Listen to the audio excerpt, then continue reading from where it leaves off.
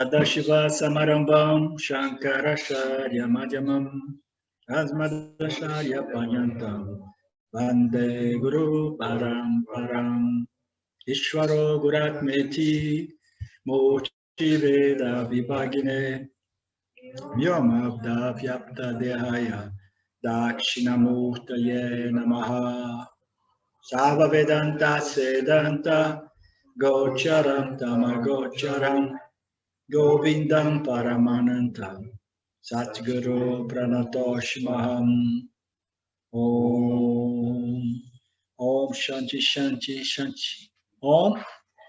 So, onde é que nós estamos? Quem pode me ajudar? A gente está falando, vai começar agora falando, comentando. Todos os seres nascem da bem-aventurança, vivem na bem-aventurança, nós somos banhados na plenitude do ser, né? O Jiva, ele é banhado na plenitude do ser, da consciência, ele existe dentro do âmbito, banhado, né? Permeado pela plenitude. Nós nascemos dessa plenitude, nós vivemos nessa plenitude, nós nos movemos dentro da plenitude, né? E, finalmente, nós somos dissolvidos na plenitude, não mais como uma modificação, um vritti dentro da plenitude, mas como plenitude não dual. Tudo isso ocorre dentro do âmbito da plenitude, mas, infelizmente, poucos de nós nos damos conta, né? E apreciamos e desfrutamos da nossa plenitude, aquilo que é a fonte da nossa existência consciência, porque a existência e a consciência que nós somos é não dual, portanto, ela é plena. Aquilo que é não dual é aquilo que existe sem fronteiras, sem limites, porque não existe nada, um ponto, né? Os terraplanistas dizem que a Terra é assim, chega um ponto que chegou no fim da Terra, né? Então, se não tem um limite, se não tem uma fronteira, se não tem um edge, né? Então, significa que eu me espalho infinitamente em todas as direções de todos os universos, na presença e na ausência dos objetos. Isso é a natureza não dual da consciência plena, né? Nós passamos, vivemos e nós somos reabsorvidos nela. Não há dúvidas de que a consciência é plenitude e, portanto, é ilimitada.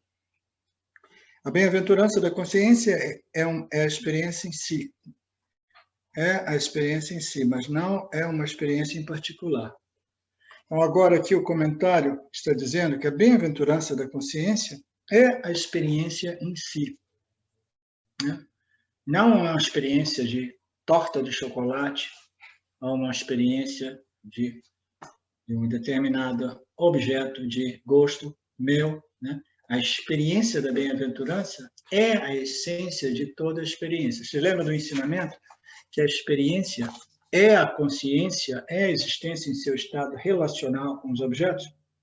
Então, quando ela contata os objetos, ela tem uma experiência, e a natureza de toda a experiência é a plenitude, porque a plenitude do ser é que revela, ilumina e revela todo objeto de experiência. Na verdade, ele não faz nada para iluminar ou revelar, simplesmente Maya sobrepõe esses objetos que existem dentro do âmbito da plenitude, que é a natureza infinitamente ilimitada do ser e da consciência. Portanto, não há dúvidas, né? É uma experiência, não é uma experiência particular, é a natureza da experiência, quando nós descontamos, subtraímos da experiência os objetos específicos, os objetos de gostos e desgostos. Quando a gente abandona tudo aquilo, a gente sabe que simplesmente é o ser, é a plenitude experimentando a si mesmo, né? Então, a gente sabe que a experiência de plenitude está presente em cada experiência específica, mas ela não é realmente uma experiência específica. Ele é a natureza da consciência e existência em associação com Maya e os objetos de Maya.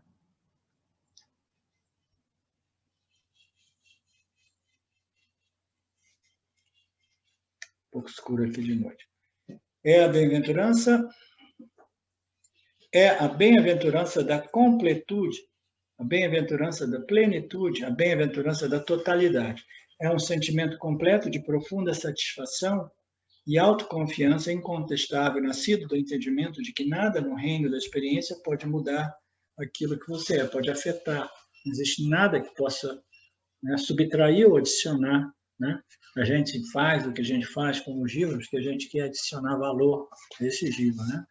Como consciência, a gente sabe, não tem nada que possa adicionar valor a mim. E nada pode subtrair valor a mim, né? Porque eu sou um sem nada, eu sou a plenitude, né? E nada pode me afetar, subtrair ou adicionar. Nada do reino da experiência pode me mudar. É tipo um sentimento, mas não é uma emoção, embora gere emoções sublimes. Então, agora aqui é o James que está comentando, muito provavelmente, ele está se referindo ao Ananda do Yanni, né? Que é um sentimento de confiança, um sentimento de satisfação, um sentimento de falta de ausência, né? Feeling of lack, alguma coisa está faltando, né? Esse sentimento de mais, entendeu? Para que eu seja pleno, eu ainda preciso disso e daquilo. Para que eu seja pleno, eu preciso, né, entrar nesses outros universos, experimentar outras locas, ou qualquer que seja o desejo dominando a mente humana, né? Então, quando não existe mais nenhum sentimento, nenhum desejo por alguma coisa que eu gostaria, mas ainda não possuo, então, nós experimentamos essa plenitude, que é um sentimento de ilimitação, de confiança, de que nada me falta realmente, né? É nascido desse entendimento que nada pode me afetar. É um sentimento, embora não seja uma emoção, ela pode produzir algumas emoções sublimes, maravilhosas, né? Porque é o reflexo da consciência, né? Uma mente resolvida através do Yana, uma mente livre desse sentimento, tem alguma coisa faltando aqui, entendeu? Eu preciso disso, eu preciso daquilo, né? Essa passagem é interessante, é uma corrente quase que ininterrupta, constante, de bem-estar e intocabilidade expansiva, né? É uma corrente quase que ininterrupta de bem-estar, de satisfação, de paz, né?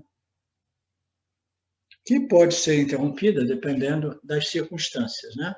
O melhor modo de ter a sua Ananda interrompida é através de um relacionamento íntimo, né? Alguns gurus diziam, você quer saber o quanto iluminado você seja? Entendeu?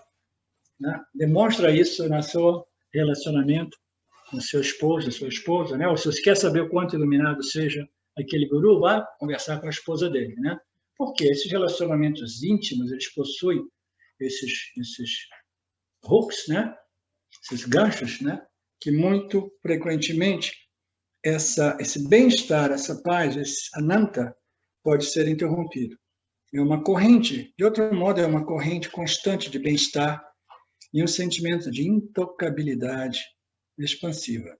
É o que somos em nossa real natureza.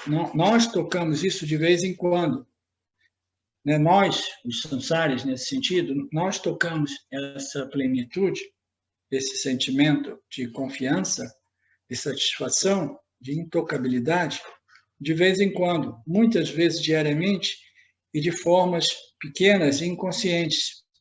E ansiamos por isso quando tal é obscurecido pelo medo e desejos imediatos. Então, o que ocorre? Ocorre que até mesmo os samsaras experimentam esses momentos, né? É um momento assim, nothing can touch me, né? Nada gruda em mim, não existe nenhum desejo, não existe nenhuma apreensão, não existe nenhuma frustração, nenhum medo, nada. É aquele sentimento de equanimidade, né? De testemunho de fenômenos, né? Então, aquele sentimento de que nada pode realmente me tocar. A gente experimenta isso muito temporariamente aqui e ali, em alguns momentos da nossa vida, como samsaris mesmo, né? até que a mente se modifique, né? Involuntariamente, né? O indivíduo diz assim, não, é esse o estado que eu quero. Vocês lembram do tempo de meditações, que você medita para haver aqueles vislumbres, aqueles momentos de Ananta? Aí, quando o Ananta vem, né, o meditador diz assim, é isso, é isso. E quando aí os instrutores de meditação dizem, você não pode dizer que é isso, porque quando você disser que é isso, aí imediatamente a mente se modifica. Entendeu? Porque o desejo de reter aquela experiência já destrói a experiência. Né? Então, é mais ou menos isso. Quando esses desejos aparecem, ansiamos por eles, imediatamente esse ananta é obscurecido. A vida é baseada nessa experiência.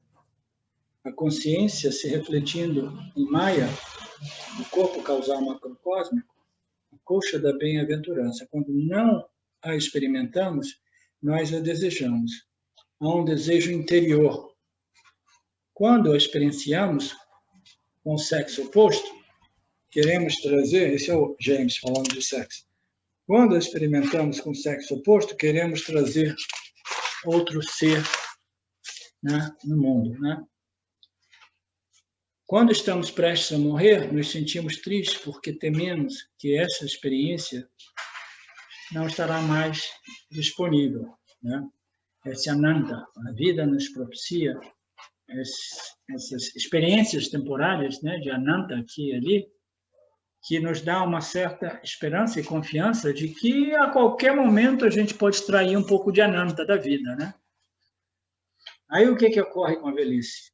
Com a velhice, o complexo corpo-mente vai envelhecendo e as faculdades e as propriedades e as funções fisiológicas vão decaindo, né? Vão enfraquecendo, e a gente experimenta menos ananda e mais desconforto.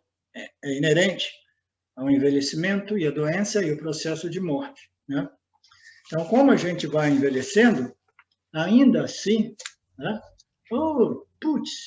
É tanta dor, né? Eu tinha uma amiga que dizia, nossa, eu entrei no estágio, na fase da minha vida do Condor. Você conhece aquele pássaro grande, o Condor? Né? O que é isso? Que história é essa do estágio do Condor? Porque agora a minha vida é todo o tempo com dor, né? Então, esse é o resultado desse processo de envelhecimento, doença, dores e morte, né? Mas até mesmo naquele estágio final, o amor por esses momentos de ananta, né, permanece vivo pela existência e o brilho da consciência nessa mente já enfraquecida, né, mais condicionada por tama devido à velhice, ao enfraquecimento físico, energético, prânico e etc. Mas ainda assim o intelecto humano sabe que aqui e ali ele ainda consegue extrair esse néctar chamado Ananda, né? Então, o amor que nós temos pelo ser é o amor que nós temos pelo Ananda natural inerente à nossa existência.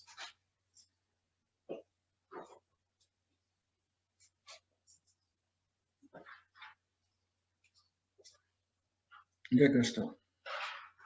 Qual o verso? Estamos conversando da parte 20, a vida baseada. Tá. Quando estamos prestes a morrer, nos sentimos tristes porque tememos que essa experiência não estará mais disponível, né? Eu perdi o meu corpo físico, eu perdi a minha existência, eu perdi a minha consciência, né? Eu perdi o meu Ananda, né? Não, nada foi perdido. Simplesmente o instrumento de experiência, né, se tornou obsoleto, antiquado, velho, inapropriado.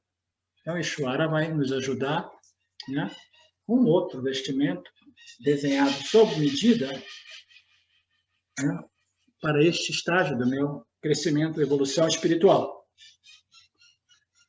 Mas nunca estamos longe desta Nanda, né? Mesmo deixando o corpo, esta Nanda é este princípio, existência, consciência ilimitada, que permite a uma dessas funções fisiológicas de extrair o corpo sutil, né? E dentro do âmbito deste Ananda, desta existência, ser recolhido no corpo causal e produzir um outro vestimento químico, físico, uma outra encarnação. Antes de uma pessoa ouvir o Vedanta, o verso 21, ela ou ele está sujeito às misérias habituais. Mas mesmo como um investigador,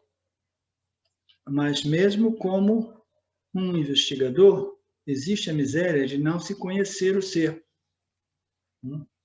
Então, nós estamos nos referindo, Vidyaranya se reconhece que ao samsari, antes dele conhecer as escrituras, ele está sujeito aos sofrimentos, às dores e prazeres, né, sansáricos da vida, né?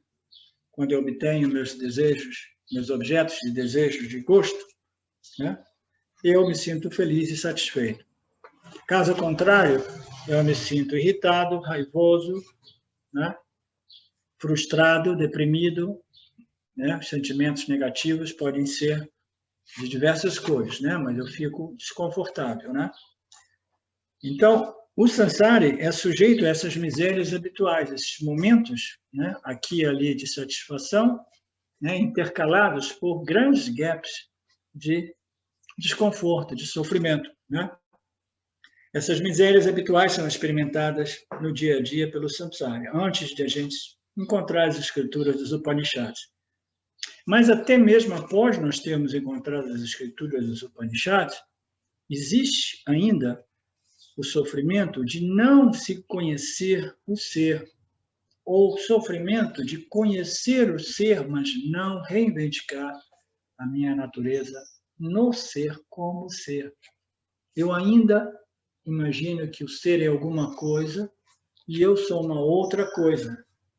E eu tenho que me unir a esse ser, eu tenho que transcender essa dimensão e, né, voar até Satya, né? O Nisargadatta Maharaj dizia, você tem que meditar, meditar, meditar, até que o silêncio ocorre.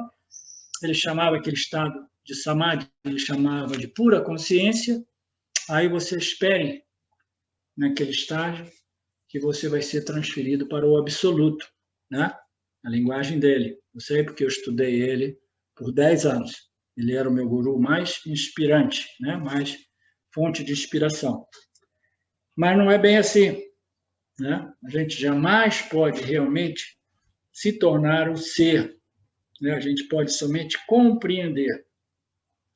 Após nós compreendermos que existe o ser, após nós ouvirmos dizer que o ser é a fonte de consciência, existência e plenitude, ainda assim nós podemos sofrer sofrimento, miséria, desconforto, frustração, desesperação, entendeu? Devido à nossa incapacidade de reivindicar a nossa real identidade no ser como ser. Existe a miséria de não se conhecer o ser, a miséria envolvida na luta com a mente errática. O que é errática? A mente que viaja, que vaga, a mente ou que erra ou que não tem foco. Como é essa história de errática? Quem é que pode me ajudar aí? Errante, que anda. Está vagando. Vagante, errante, aquele que se perde no mundo. O errante, o vagante, andarilho. Ok, andarilho, a mente andarilho. Mesmo como um investigador, existe a possibilidade de sofrer a miséria de não se conhecer o ser. A miséria envolvida na luta com a mente vagante. Essa é uma outra miséria. Essa miséria é uma miséria experimentada pelos yogis. O esforço de tentar controlar e disciplinar uma mente não qualificada para o foco, não qualificada para o estudo das escrituras, né? É uma miséria, é um sofrimento, é uma frustração. Quando eu era um meditador, eu acreditava que a iluminação fosse um estado obtido através do esforço de disciplinar a mente, de regular a mente, entendeu? De ficar monitorando a mente, de modo, não pensa, fica quieta, né? Não fique para lá e para cá. Eu quero que você fique silenciosa, né? Então, esse esforço ele chega a um ponto de frustração, porque você, quando pensa que você consegue realmente controlar, monitorar e disciplinar a mente, aí a mente, um dia de manhã, quando você acorda, você vai para o seu cantinho da meditação, você senta lá, ela se rebela. Quando ela se rebela, aí ela vem com tudo. Pá! Todas as vássanas entram em rebelião, né? E você se torna impotente em controlar a mente, né? Então, essa mente andarilha, ela não é facilmente controlada, apesar do yoga, né, possuir um desejo genuíno de controle da mente, controle dos órgãos dos sentidos, dos órgãos das ações, mas ainda assim, né, o controle dos yogas é um controle simplesmente, somente dependente, derivado da força de vontade e disciplina. Você já deve ter ouvido eu dizer que você regular, monitorar e controlar a mente e os órgãos dos sentidos, os órgãos das ações, somente através da força de vontade e disciplina, é uma tarefa muito difícil. Você consegue, né, controlar e regular a mente de modo eficaz quando você cria a união, a aliança entre a disciplina, a força de vontade, a determinação e o conhecimento, né? Quando nós criamos essa aliança entre a compreensão dos mecanismos que extrovertem a mente, né? Associado com a nossa força de vontade de educar a mente, em primeiro lugar, para compreender os mecanismos da mente, regulá-la, discipliná-la e controlá-la. Controlar no sentido, não, você vai ficar aqui porque agora você é um instrumento de autoconhecimento. Eu quero você focada nos ensinamentos que nos libertam de samsara.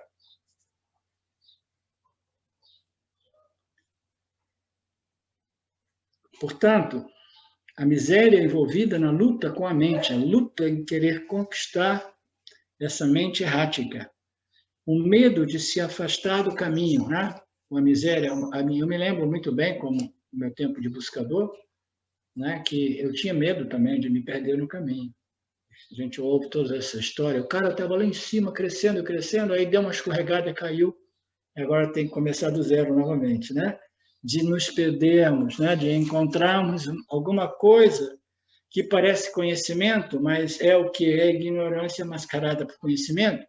Aí a gente entra naquela sanga, entra naquele caminho, a gente permanece preso lá por 10, 20, uma vida, 2 vidas, entendeu? Nesses caminhos, nessas passagens que são consideradas pelo Vedanta como leading errors, são erros que vão, de qualquer modo, nos direcionando à nossa destinação final. Tá? Erros que nos conduzem, mais cedo ou mais tarde, na direção, né, da contemplação e não da experiência. Professor, esse medo de se afastar do caminho, não necessariamente por meio de outro conhecimento, né?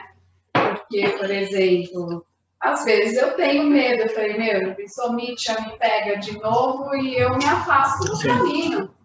Muito bem colocado. Isso a gente vê isso de novo, de novo e de novo. As pessoas, muitas vezes, elas se deparam com o Vedanta, né? Vocês ouviram a questão da Betânia? Legal, o áudio está bom. Então, a Betânia estava dizendo que o medo não é somente de encontrar um caminho espiritual que seja enganoso, mas me perder realmente no samsara, né? E isso é muito comum. Muitas pessoas chegam ao Vedanta e, no momento inicial, eu chamo a lua de mel com Vedanta. A lua de mel com Vedanta. Nossa, maravilha, minha mente agora ficou claro isso e aquilo. Aí, quando elas se dão conta que realmente remover essa ignorância, né, as raízes da ignorância no corpo causal, requer muita dedicação, esforço e trabalho. Né? Aí, por outro lado, né, os prazeres, os objetos do samsara começam de novo a saltar, a cintilar. Olha eu aqui, olha, você me abandonou por um tempo, olha eu aqui, venha, venha, venha. Né? Isso há quanto tempo eu faço esse trabalho? Uns 7 anos, eu vejo pessoas, né, que depois elas não estão prontas realmente para o Vedanta, elas voltam para o samsara ou para o samsara espiritual. Existem 2 tipos de samsara, o samsara mundano e o samsara espiritual. Samsara é a crença que realidade é dualidade e eu preciso de um determinado objeto de experiência, seja ele um marido novo ou um estado mental novo, entendeu? Para me completar, né? Então, o samsara espiritual é o samsara no qual eu permaneço preso à ideia dualística de que eu preciso deste objeto de experiência para me sentir completo e satisfeito, etc. O indivíduo é preso no esforço que produz aquele estado, mas ele jamais se liberta desta roda chamada samsara chakra, né?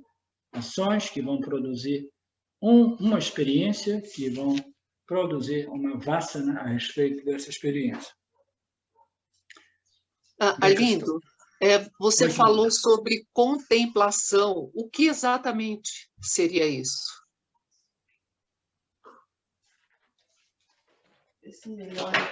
Contemplação é a meditação do Vedanta, ok? Uhum.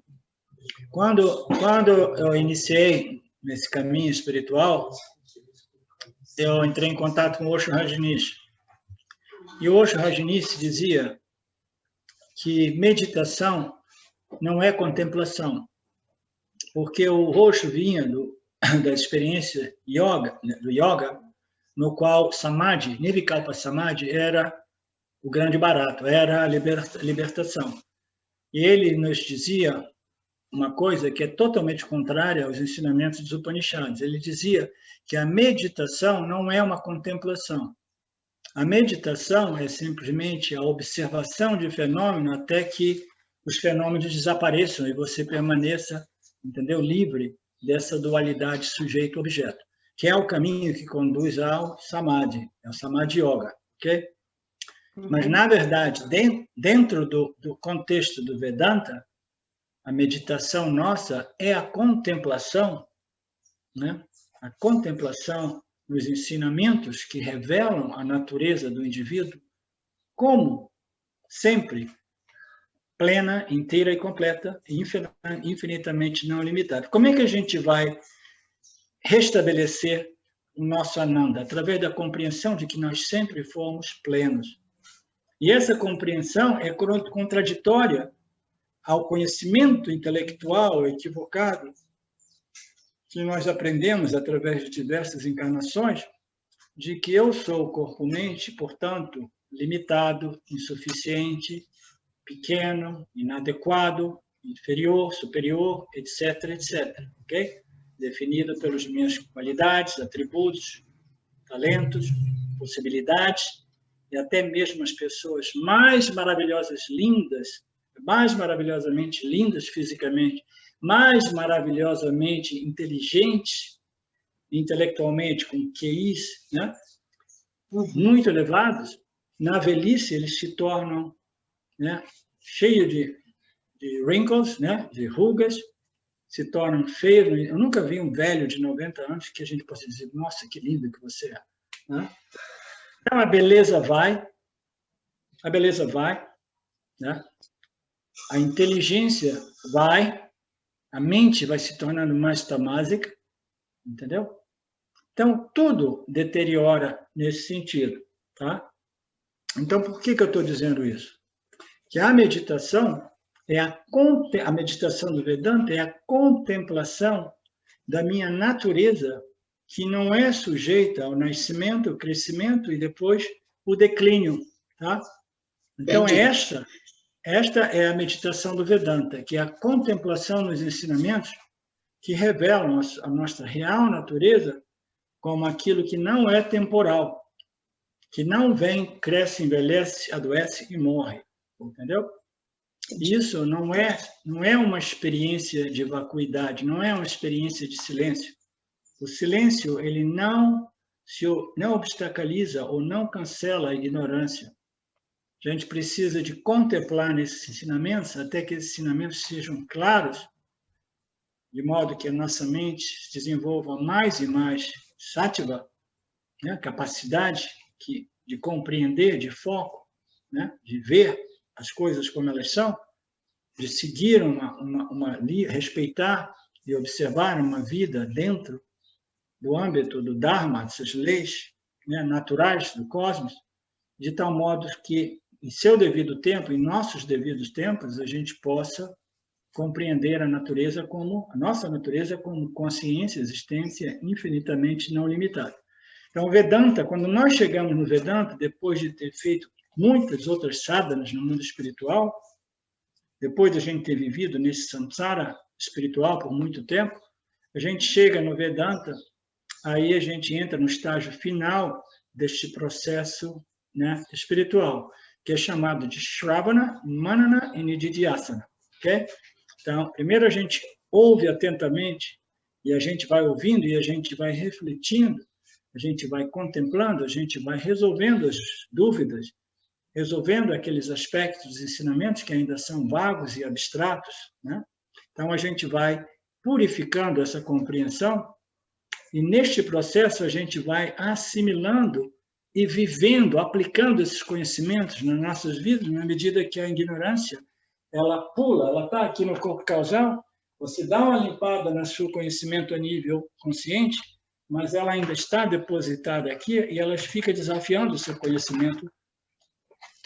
Ela fica desafiando o seu conhecimento a nível consciente, né? Então, a gente precisa constantemente fazer o Nididhyasana, que é a aplicação desse conhecimento que já é bem estabelecido aqui, mas que ele fica sendo desafiado pela ignorância que ainda reside no corpo causal. E ela existe aqui como tendências, predisposições, propensidades, e elas aparecem aqui como pensamentos, sentimentos, eu preciso de alguma coisa para me completar, que é totalmente contraditório aos ensinamentos do Vedanta. Ok? Então, isso é ouvir, refletir, contemplar, e neste processo a gente vai processando, digerindo, assimilando esses conhecimentos. Tá? Ok, obrigada. Onde é que a gente está? A gente está ali nos medos, na miséria, mas a pessoa persevera. Ah, ok. A perseverança que eu quero entrar. Qual é o verso? É 21, a última frase. O medo de me perder no caminho, como a Vedanta? É Vedanta, não. A Betânia. Como a Betânia disse, né? É um medo também de me perder em samsara, né? Você, não, agora para mim a iluminação é tudo isso. Aí aparece aquele cara bonitão, cheio de dinheiro. Eu quero casar com você, né? Aí o que que eu faço com a minha iluminação, né? O que eu faço com a minha iluminação? Pô, Ishwara, você está me provocando aqui, naturalmente, eu vou sair com esse cara aqui, né? Mudo meus planos, né? Tenta conciliar os dois. Casa conciliar os dois, sim, eu vou converter o meu marido novo, né? Em Vedanta, né? Mas a pessoa que persevera, porque a felicidade da consciência, mas a pessoa persevera porque ela sabe. Não, antes disso tem uma outra passagem interessante. Envolvida na luta com a mente, o medo de se perder no caminho, a miséria da prepotência. O que é a miséria da prepotência? Você achar que é superior. O ego, né? A arrogância do ego, né? A gente se perde na arrogância do ego. Nada pode me abalar. Eu já sei, né? Nada mais pode me abalar. No próprio caminho, eu já sei tudo. Eu já sei, eu sou iluminado, nada pode me abalar. Eu sou o cara. Eu sou o cara, portanto, eu tenho a segurança total de que eu posso me mergulhar no samsara, porque o samsara e todos esses relacionamentos, essas experiências, nada vai me afetar, né? Aí, quando o cara vê, ele está atolado no samsara, né? Ele vai precisar de outras encarnações, porque ele caiu de cabeça e atolou na lama do samsara. Mas a pessoa ainda assim persevera, porque a felicidade, o ananda da consciência, a aguarda. A minha natureza me aguarda, A gente quer aquilo que é natural para a gente. Mesmo que a gente caia na roda do samsara e fica preso agora por uma encarnação, 2, 3, a gente volta e diga, oh, não, de novo, não, mas tudo bem, chora. A gente vai, o samsara dá uma rasteira na gente aqui, uma outra rasteira na gente, mas a gente persevera, porque a gente sabe que a ilimitação da minha natureza me aguarda, eu preciso realizar e reconhecer. Nós temos amor por aquilo que é natural a nós. Nós queremos sempre rejeitar e negar, né, aquilo que não é natural a nós. Né? Existe uma analogia muito bacana. Qual é a natureza da água? A natureza da água é o frescor, é a fluididade. Né? Isso é a natureza. Você nunca vai encontrar uma água que seja sólida, que flua, ou que seja quente, a menos que o calor seja aplicado na água. Aí a gente traz a água que está lá desfrutando da sua natureza como frescura, e a gente aplica o fogo na água. O que a água vai fazer? A água vai se rebelar. Ela se rebela. Por quê? Porque isso não é natural para mim. O calor não é natural para mim. Aí o que ela faz? Ela começa a se transformar em vapor. Ela vai se convertendo em vapor, e na medida que ela se converte em vapor, ela retorna à sua natureza mais cedo ou mais tarde. Esse vapor, mais cedo ou mais tarde, vai formar nuvens e vai precipitar como fresqueza de água.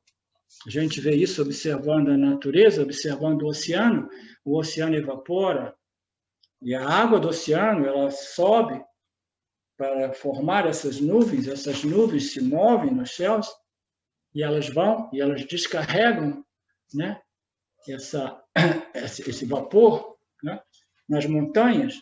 Né? Então, essa fresqueza, essa fluidez da água se tornou vapor, mas ainda assim, esse vapor, apesar dele permanecer fresco como vapor, mas ele quer a fluididade, ele quer a natureza de fluidez.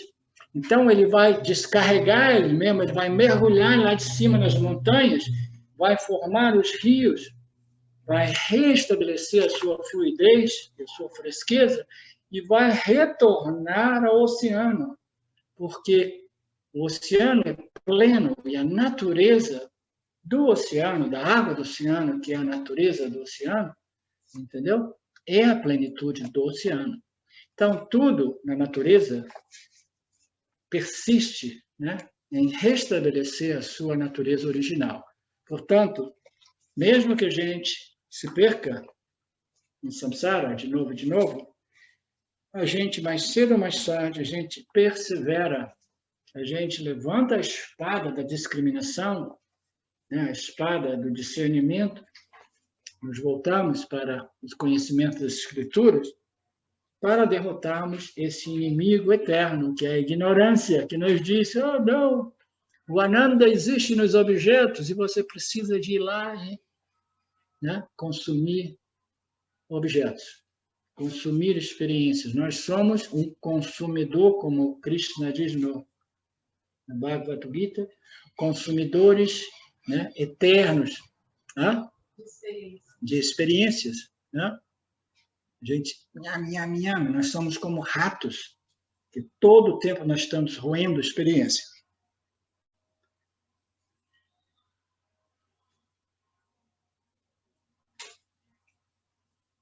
Onde é que eu estou? Você está no 21. Mas a pessoa persevera porque a felicidade da consciência aguarda. Porque a felicidade da consciência aguarda, né? Porque é na natureza nossa, restabelecermos a nossa natureza, né, original. Né? A ignorância está sobrepondo, mas alguma coisa dentro de nós rejeita a dualidade, e mais cedo ou mais tarde a gente encontra o caminho da não dualidade. O objetor, né, no Vedanta nós temos sempre, as escrituras começam assim, aí depois aparece aquele chato. O chato é o objetor. Né? O objetor é aquele que vai dizer, olha, vocês me desculpem, mas eu acho que vocês aí do Vedanta, vocês tomem chá de cogumelo, ou vocês tomem algumas medicinas mágicas, ou vocês, entendeu? Fumem algumas ervas aromáticas, né? E aí vocês acabam inventando todas essas ideias, né? Não, eu objeto, isso não faz sentido para mim, né? O objetor vem e diz assim, não há felicidade na dualidade, mas também não há felicidade na não dualidade. Ele diz assim, tudo bem, eu compreendi o seu ponto, não existe felicidade na dualidade, né? O sujeito e os objetos, e o sujeito imagina que a felicidade eterna, infinita, existe inerentemente nos objetos, ele diz assim, tudo bem, você me convenceu, não existe felicidade na dualidade. Porém, não existe felicidade na não dualidade também, né? Como é que você vai ser feliz na não dualidade? Não existe nada para você, né? Apreciar, curtir, desfrutar, né? Como é que você vai ter felicidade na não dualidade? Que história é essa, né?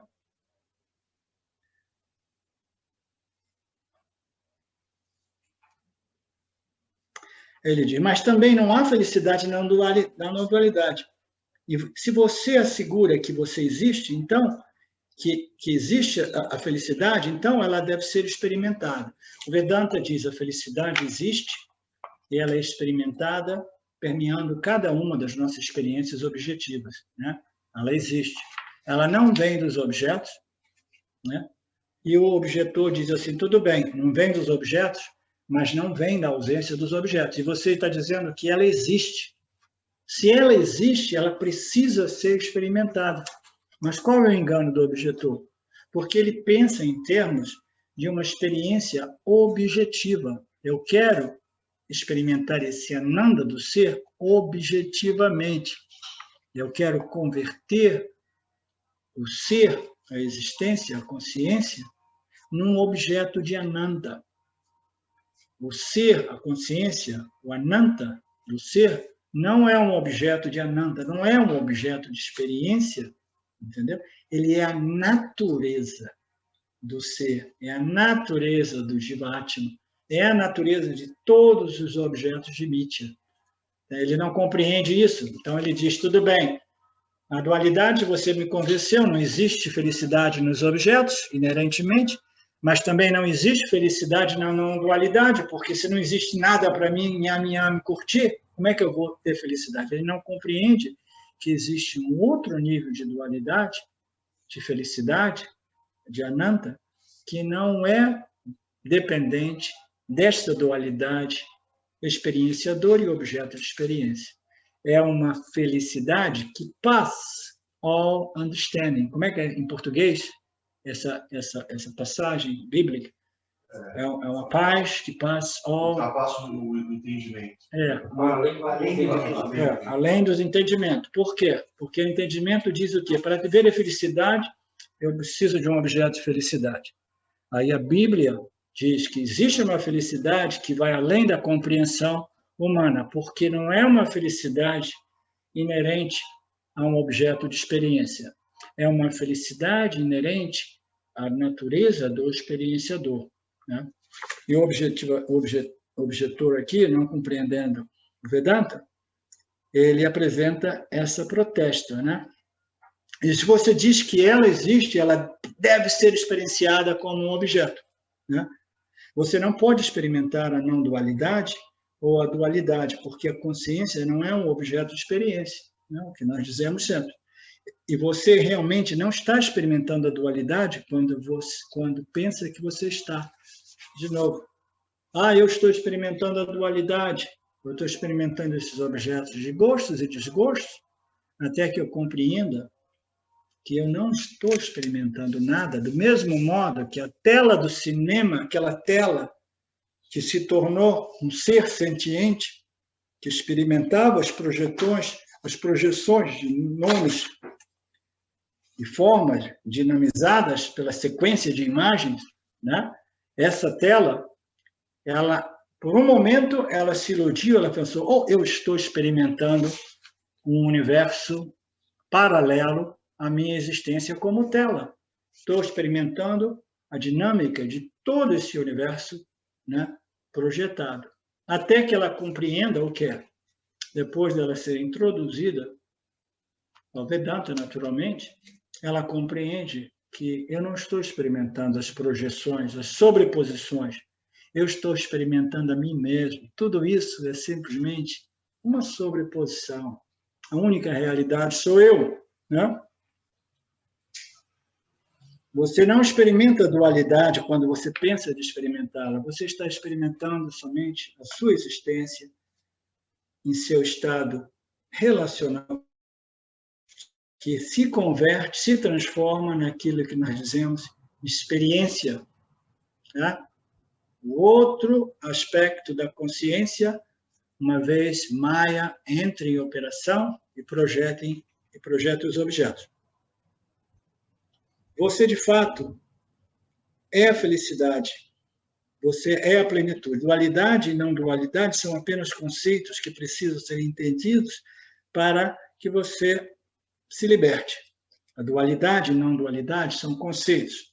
Você é a não dualidade, embora a dualidade seja um conceito, porque se existe somente um sem nada além, então o mérito, a questão de dualidade nem vem à tona, né? A dualidade existe, ou a não dualidade existe como uma concessão à ignorância. A ignorância existe a dualidade, sujeito-objeto. Mas quando nós compreendemos a irrealidade dessa dualidade sujeito-objeto, porque o sujeito jiva é um objeto e o restante dos outros objetos, o mundo, é também é o outro lado da dualidade, o experimentador e os objetos de experiências. Quando você compreende a irrealidade de tudo isso, então você compreende que não existe dualidade. E se não existe dualidade, o que acontece com a não dualidade? A não dualidade é uma concessão, é essa ignorância, a ignorância que é a natureza da realidade é a dualidade. Então eu tenho que criar um conceito da não dualidade, é isso que a passagem aqui se refere. Essa não dualidade é uma concessão que precisa ser entendida no nosso processo de autoconhecimento. A ideia de não dualidade só tem significado com a referência à ideia de dualidade. Mas se existe a consciência somente, não há dualidade e não há não dualidade. A consciência é o conhecedor de ambos. Eu sou conhecedor da dualidade, né? O jiva, o agente experienciador e os objetos experienciador, todos os dois existem dentro do âmbito da consciência, né? Eu sou consciente da dualidade e sou consciente da não dualidade naqueles estados, né? De desmaio, de sono profundo, de samadhi, né? De meditação profunda e de anandamaya kosha através dos objetos, né? De gosto, né? De obtenção. A consciência é o conhecedor de ambos. A bem-aventurança existe porque a existência é bem-aventurança, ou seja, plenitude sem referência ao vazio, completude sem referência à incompletude. Existência é a consciência, né? Muito, muito simples. Então, alguém tem alguma questão? Alguma reclamação?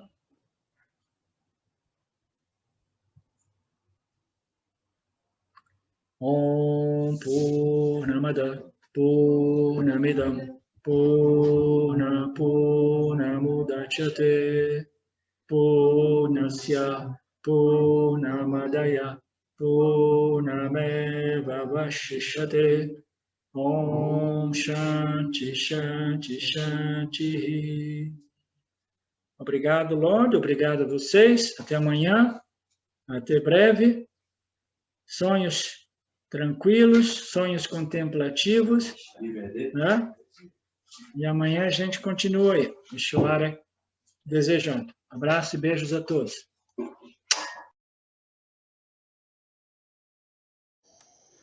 Saudações. Eu quero aqui deixar um pequeno testemunho. Através do estudo do Vedanta, com os ensinamentos sendo esclarecidos especificamente pelo professor Arlindo Nagar, foram canceladas em mim algumas noções que eram relacionadas com a ideia que eu tinha a respeito de alcançar algo que representasse uma grande realização espiritual. Então o Vedanta fez com que, pela compreensão, a minha mente ela abandonasse o papel de buscador espiritual.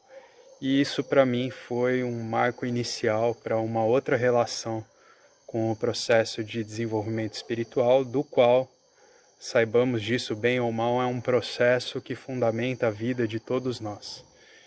E eu digo isso para estimular todos aqueles que chegam no Vedanta Brasil e entendem que podem se beneficiar da profunda imersão direcionada para o autoconhecimento que é promovida nesse grupo de estudos, que é um grupo que existe graças ao trabalho altruísta do professor Arlindo Nagar, suportado também pelo trabalho voluntário de pessoas que contribuem para a manutenção do grupo de diversas maneiras.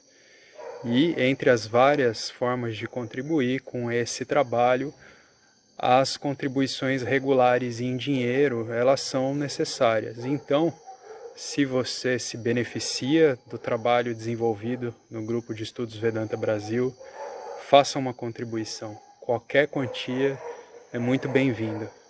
As informações para transferências em dinheiro ficam disponíveis na seção Avisos do nosso grupo no Facebook e serão colocadas na descrição desse vídeo aqui também. Namaskaras.